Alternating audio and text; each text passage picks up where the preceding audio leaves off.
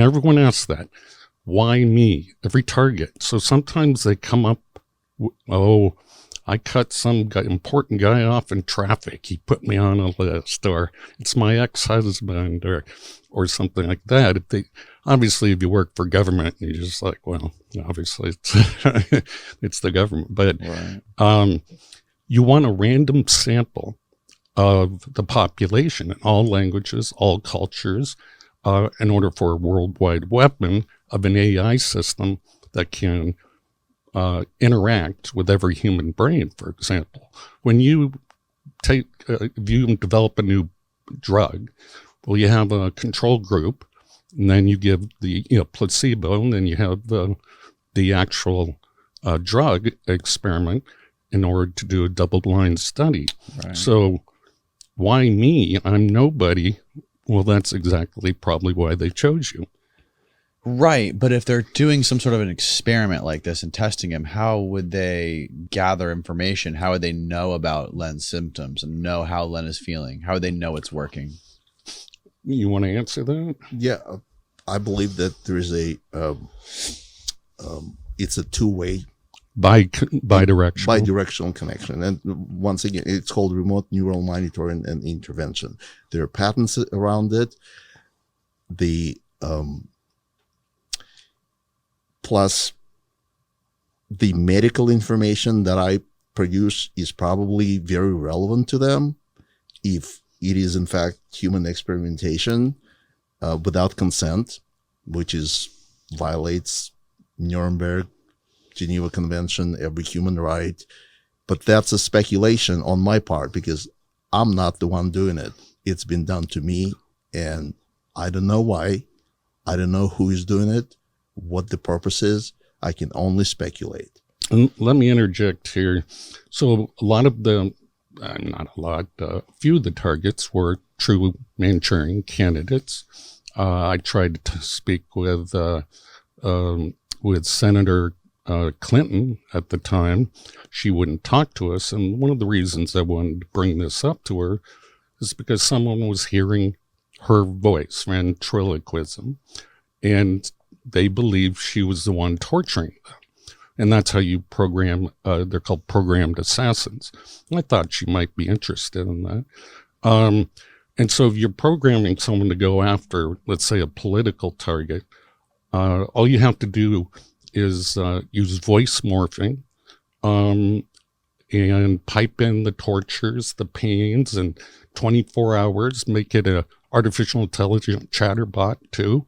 And you'll drive the person crazy, and they'll want to kill and stop the pain of the target, which they'll go after that person, be it their neighbor, be it a lot of these school shootings. I think that you hear about on the news. They hear voices, and the news, the mass news media will just write them out. Oh, they're crazy. People will believe something other than a massive government could do this. And so anyway, my interview with Len, he very well described a typical breakdown script that's used on almost all the TI victims. TI stands for targeted individuals. Some of them are pretty crazy. They have names like Alice in Wonderland, Wizard of Oz, and those are the confusion tactics. And when they're breaking down the ego of the human through all the pains and tortures and the verbal breakdown, these are typical CIA torture scripts. I mean, Kubark manual. And they do good cop, bad cop interrogation called Jeff and Mutt. And they go right through the list, right? Just textbook. So whoever the handlers are on the other side of this synthetic telepathy, they're following the handbook perfectly, and they've been trained. Imagine having bloodless wars where you just fatigue your enemy and they drop to their knees. We use the voice to skull and LDAR long-range acoustic device in the Gulf War to say this is all lay down your arms, and they believed it. His real concern, the biggest concern he had, was about the psychotronic weapon. Those are mind-controlled weapons, mind-controlled people or technology. Very dangerous weapons. The first big speech that I gave for Wernher von Braun was in July of 1974. It was soon after I had met him, just a few months after I had met him. He gave me the assignment of speaking in Chicago at McCormick Hall to 18,000 people. Don't worry, you don't have to really read all of these books because I'm going to transmit the speech to you. And I said, how are you going to transmit the speech to me? You're going into the hospital. And he said, I'm going to transmit it as though you're talking on the telephone. When suddenly I heard in my left ear Wernher von Braun talking to me like he was talking on the telephone. And he transmitted this speech to me, the entire speech, for 35 minutes in my left ear. I heard myself then talking about KU band and C band, and I was just repeating what he was saying. But he was in a hospital bed on the East Coast, and I was in Chicago with nothing, no technology in my ear, standing in front of 18,000 people, listening to him transmit the speech. So people can read this stuff, but what I'm here to tell people is that when Project Bluebeam is used, again, it's not going to be by the United States. It's not going to be by national. It's going to be by global government. They're the ones who are going to use this stuff. And it's going to be not just a bunch of pretty holograms. They're going to be using it for religious figures. They're going to have Jesus in the sky, but it's not just going to be holograms. There's going to be voice-to-skull technology. It's also going to be used. They're going to be able to have these figures speak to every human being on the planet. Imagine the impact of that. So what is that? Can you explain exactly what that is? The LRAD? LRAD is a sonic long-range acoustic weapon. The V2K is a microwave weapon. You can't plug your eardrums. You can't stop the sound. It conducts shit to your brain. Yeah, and it makes it sound like it's coming, the sound or voice or music or whatever you want to play is coming right from the center of your head. So it works pretty well in war, and you can imagine other effects. You're getting brutalized, beaten up, all virtual. And the brain damage, unfortunately, they're going to have to work on that. But otherwise, you can literally traumatize an entire population. Okay, so are those good effects rather than guns? Perhaps. But there are other good effects. Imagine once the civilians have use of this, like Elon Musk's Neuralaser, you can have more control of yourself.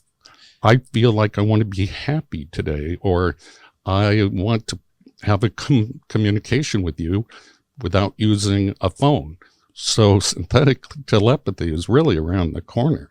We have to get the messaging infrastructure working. What are your thoughts on Elon Musk's Neuralink? What is your outlook on that? I think he's going to be set up as a patsy for a lot of this experimentation that's going on in the public. I've already seen it happening. Targeted individuals are very angry. They want to point the finger at somebody. He's the perfect person to point the finger at. He's a rich man, so he's already suspect in some people's minds, even though this technology is very old, very old. What the Neuralink technology? Yeah. Really? How old is it? I can track back at least synthetic telepathy or piping voices into people's head right around Kennedy's assassination, but about 1958 was the earliest target I could find. And who was this? What was the situation? Can you explain this specific incident? Exactly like Len Bair's.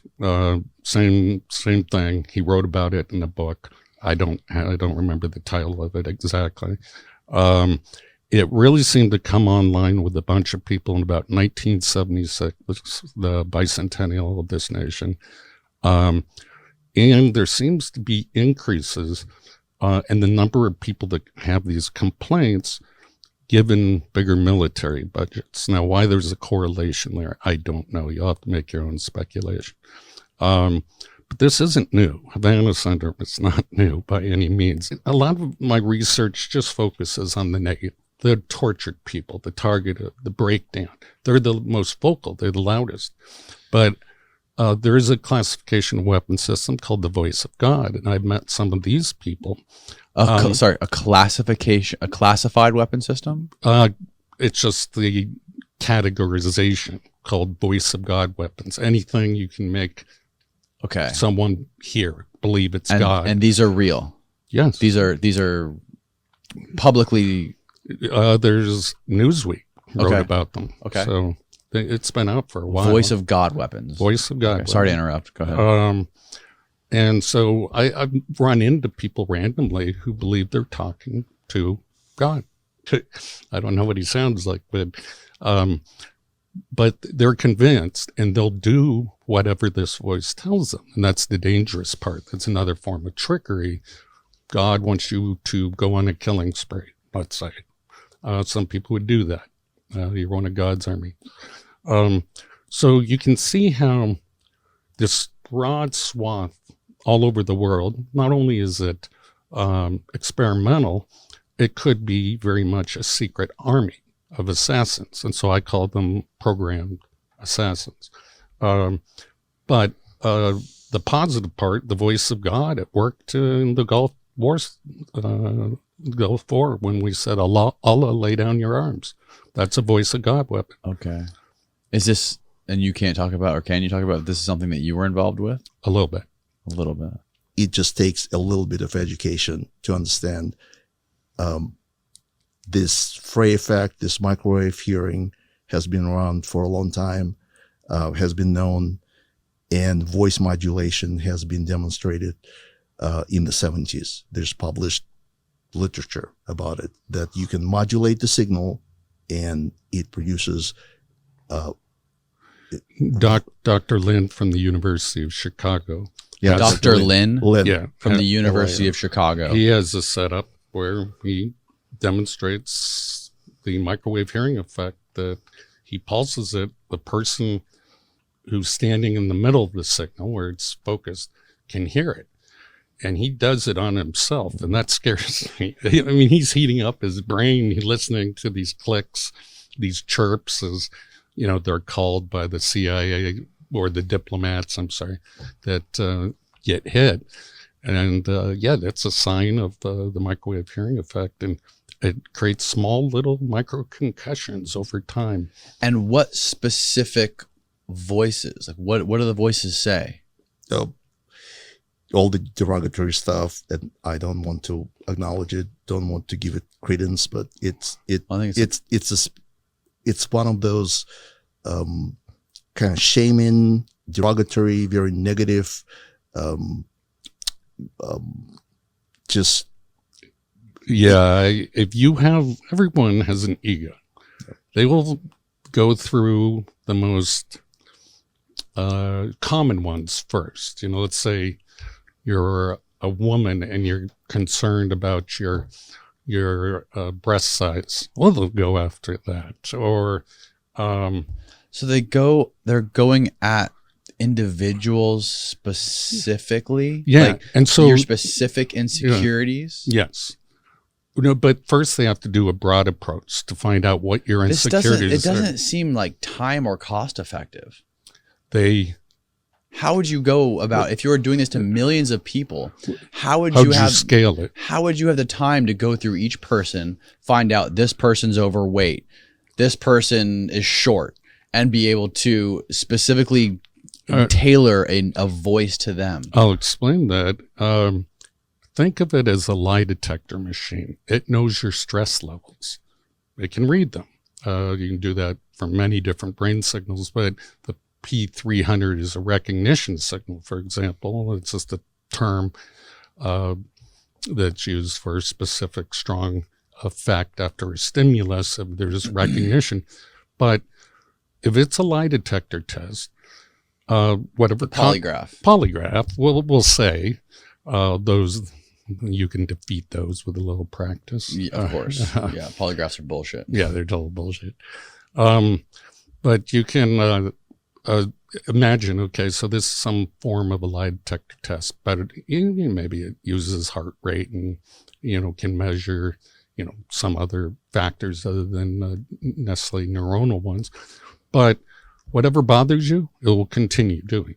So let's say this is a robot, chat bot that's very convincing, AI. voice morphing. And we're the NSA, we sampled your, I don't know anything about your family. So hopefully your great grandfather, he's dead, right? So we can bring him back to life. We can use his voice. We can voice morph him, and we can project it, and we'll say using the microwave hearing effect with a robot. We will go through, it doesn't matter if you had a good relationship with him or bad, we're going to turn him into a bad guy. Let's say you're going to respect him or something. I know this is a very off-the-wall kind of scenario, but they make it much more personal than that. So whose voice do you hear? Tell them My family. Your family's My voice. family. They live in Germany. They speak Russian and German. I speak Russian, bad Russian now, and English. So all my V2K is in Russian. What? It is, yes. it's multilingual. It's my mother, my father, my brother, and his wife. And they all talk about my lifestyle choices, everything derogatory. And I know it's not them, it's artificial intelligence, because nobody talks 24/7, because my V2K is 24/7. I sleep in noise canceling headphones, and I play voice audiobooks nonstop, so my brain would concentrate on that rather than on what's being projected into my brain. The second it stops, the second the silence begins, the voices come back. And they also use something like, if you have some kind of white noise, like a fan or a AC, Yeah. it rides on it. It piggybacks on those frequencies. It's called EEG heterodyning. So the nerve cells from your ears to your brain can also be stimulated. So if there's a nice background noise, broad spectrum, it can even be pink noise, which means lower noise spectrum. It can amplify a recognition signal, like a voice. I always like using the talking guitar. Remember that song? Who does that? And it's a guitar that sounds like it talks to the audience. Mm-hmm. I'm spacing who does that, but it was very unique at the time. What it's doing is it's heterodyning a voice signal onto the guitar. Well, now imagine heterodyning someone's voice onto nerve signals of a background noise. And that's what's going on with projecting voices into, let's say, fans, refrigerator noises, street noises. But my favorite one was that I heard about was a woman who could hear voices, and this was on television, and she ended up doing some bad things, but she could hear Rice Krispies talk to her. I was like, oh yeah, that's background noise. Yeah. So that would make sense. It's usually done on monkeys. You can find the research from the Navy and other organizations that sponsored some of these horrific things on life that feels pain. And, our history isn't that great, isn't pleasant when things are exposed. There are 100 other things going on that haven't been. So the idea with individuals in specific, people like Len, people like the lawyer in I think it was Tallahassee, is that you can use this sort of artificial intelligence voice in the head to break down the ego and control an individual to perform certain acts. Ultimately, yes. And in Project Soul Catch, I referred to a Myron May as a psycho bomb. They didn't care who the target was. They were just trying to make him explode and do something bad. And if the problem is, if these people do explode and do something bad like this, there's absolutely no way to prove that there has been any sort of manipulation to the brain. In this guy's case, he talked about it. I mean, obviously he talked, but it was covered up. By the way they write the article, he sounds like a crazy person. Yeah, that's part of plausible deniabilities and direction. That's another fascinating thing with the CIA is the use of conspiracies to sort of create stigma around certain things, certain technologies or certain topics, whether, for example, if they are working on something, they want to create stigma and create conspiracy theories around certain things to sort of use that as a weapon against that idea. Yeah. And in fact, they said the Russians were trying to create a panic weapon that could kill a person, literally spook them to death by creating a runaway process with the adrenal gland and increasing it till blood pressure, any sort of weakness in their circulatory system, their heart would give out. And anytime we blame the Russians for something like that, we're working on it too. The Homeland Security now, Biden has weaponized them that there are dangerous conspiracies and we got to stop these. And that's another, yes. So your broadcasts, we may all be arrested. I don't know. This might be a dangerous conspiracy. Or we're telling the truth and we're saving lives because knowledge. If you have knowledge ahead of time, Len, would you have gone through as much pain? I mean, you would have been able better to cope early on. Right. So we're trying to spread awareness and knowledge of, that it's a machine and not your actual family, let's say, berating you.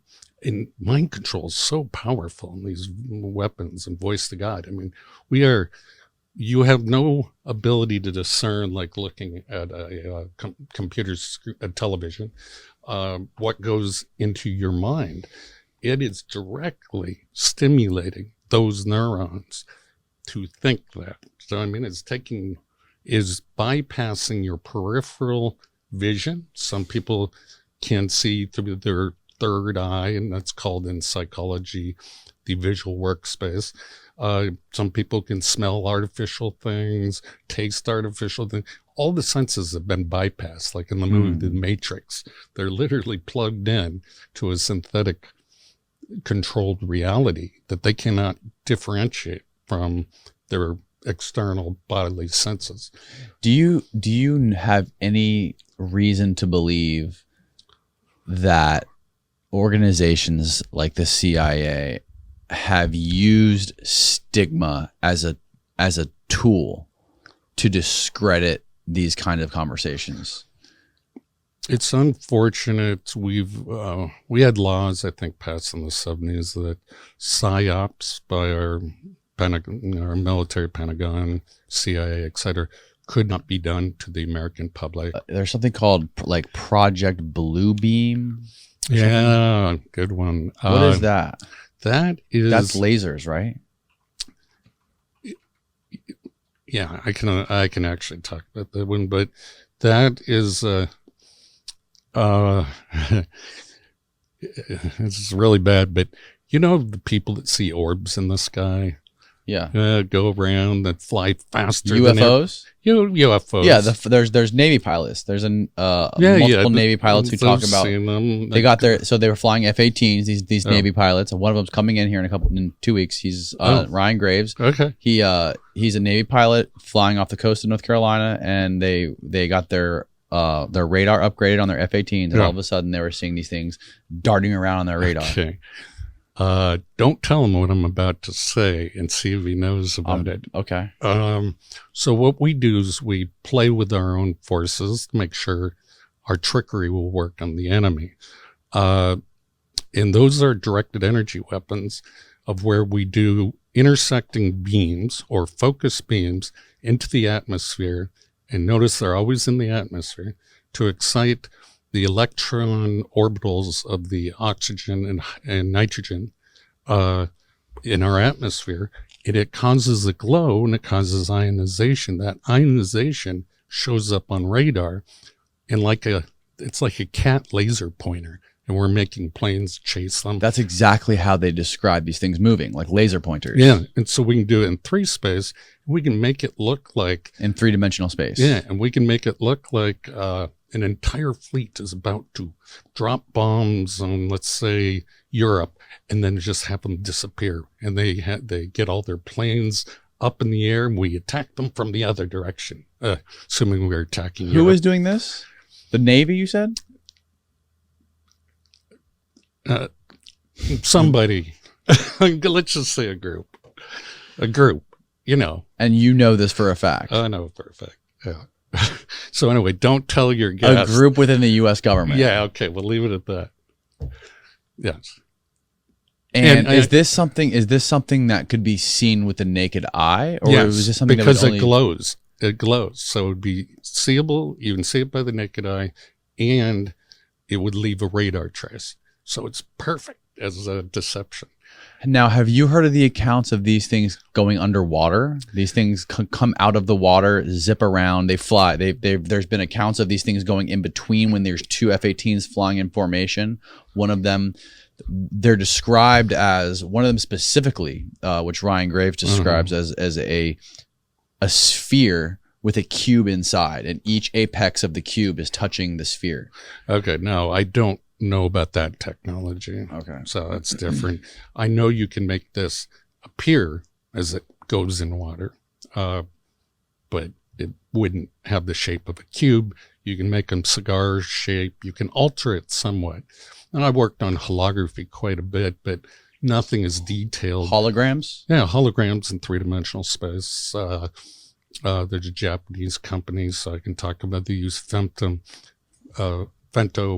pulsed lasers to create touchable holograms, tiny little laser beams that excite the air and their midpoints, and then create different colors. Even with now, is this something that they would be able to do on a massive scale? 100 miles offshore?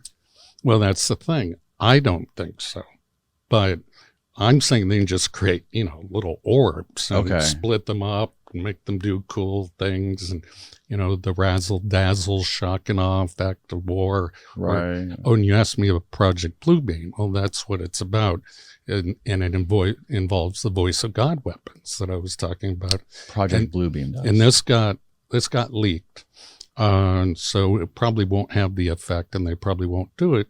But if you wanted to bring the world together, as President Reagan said in several UN speeches, you would have a common enemy like evil aliens attacking. We forget our differences and we fight against it. So we wouldn't look at each other as Chinese or Russian or American. We look at each other as Earthlings. As humans. Yeah, as Earthlings. And so that was Project Bluebeam, was to trick the human race into believing either God is coming down, everybody hears the voice of God, the microwave hearing effect, get along, give, whatever the new message is, or it was going to be the evil aliens attacking. And notice how they, all of a sudden, all the governments release all their information on UFOs, and there's a whole division dedicated, and that's just deception. It's just, you think it's all deception? I think it's all deception. Really? Yeah. But, that's my opinion. I've looked at all the videotapes and that people have given me, and I can explain away each one of them. So apparently, but there's apparently lots of footage and videos and photos that have not been released to the public. Yeah, I haven't seen those, so I can't get. And if you think this is all some sort of psyop, what do you think the ultimate purpose of it is? Distraction against a lot of this human experimentation we're doing. Distraction. Remember I told you the people I interview, they're actually told we're evil aliens and we're doing this to you. Some of them are. People that are dealing with something similar. Exactly. How many people have you interviewed personally? 2,500, roughly. 2,500. Yeah. So I have a good sample point of all the trickery they use on their targets. Now, when you do these interviews, do you sit down in person with all of them? No, a lot of them over the phone or internet. Okay. Some are. Do you record them? No, I respect people's privacy immensely, and I always worry. They don't give you permission to record it? Some of them do, and I say, no, I'm not leaving any trace that if I'm a little paranoid, but if I get raided, I don't want anyone's name attached to me. That was just my policy, and it's like any good shrink. You keep people's privacy. So people can read this stuff, but what I'm here to tell people is that when Project Bluebeam is used, again, it's not going to be by the United States. It's not going to be by national. It's going to be by global government. They're the ones who are going to use this stuff. And it's going to be not just a bunch of pretty holograms. They're going to be using it for religious figures. They're going to have Jesus in the sky, but it's not just going to be holograms. There's going to be voice-to-skull technology. It's also going to be used. They're going to be able to have these figures speak to every human being on the planet. Imagine the impact of that they're going to be able to see the figure and also hear the figure talking to them. It's amazing. I think that is the particular reason why Jesus said in the Bible, my sheep hear my voice and they will recognize my voice. And I think that was an anticipation of when this operation goes forward. And it's going to go forward in conjunction also with the great fake alien invasion. It's going to go forward with that. And who knows, it's going to be also a sweetener. It's going to be, instead of, we're going to have, maybe 10 or 20 UAPs that have incredible destructive capacity against our cities. But then with Project Bluebeam, they can make those appear like 2 or 3 or 400 UAPs. See, that's what they can do. And also these holograms, we call them holograms because that's the word that we know. But they're going to probably have the capacity for noise, for sounds, for solidity, temporary solidity as well. And then you can say, well, but then that's not a hologram. Well, yeah, it's probably going to be something that is several steps above a hologram as well. So these are the things that we're facing. And these things are going to be faced all at once. That's the reason why I try so hard, and Maria, you do too, to try to educate people so that the panic factor when this occurs won't be blinding. It won't be just extraordinary, so that normies just won't know where to go, what to do. And then of course, they'll have to turn to government. That's what we're trying to avoid here by trying to educate them on these things happening very, very soon. Then there would be asteroids, and then he would repeat to me over and over, and the last card would be the extraterrestrial threat. And that's exactly why, at President Trump's direction, we are taking steps to establish the United States Space Force. Just think how easy if suddenly there was a threat to this world from some other species, from another planet, outside in the universe. We'd forget all the little local differences that we have between our countries. Perhaps we need some outside universal threat to make us recognize this common bound. I occasionally think how quickly our differences worldwide would vanish if we were facing an alien threat from outside this world. I've often wondered, what if all of us in the world discovered that we were threatened by a power from outer space, from another planet? I don't suppose we can wait for some alien race to come down and threaten us, but I think that between us we can bring about that realization.